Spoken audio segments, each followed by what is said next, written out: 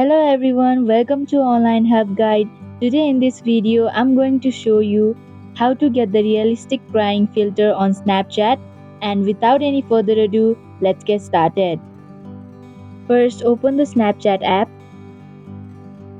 Slide left to search in the filter you want.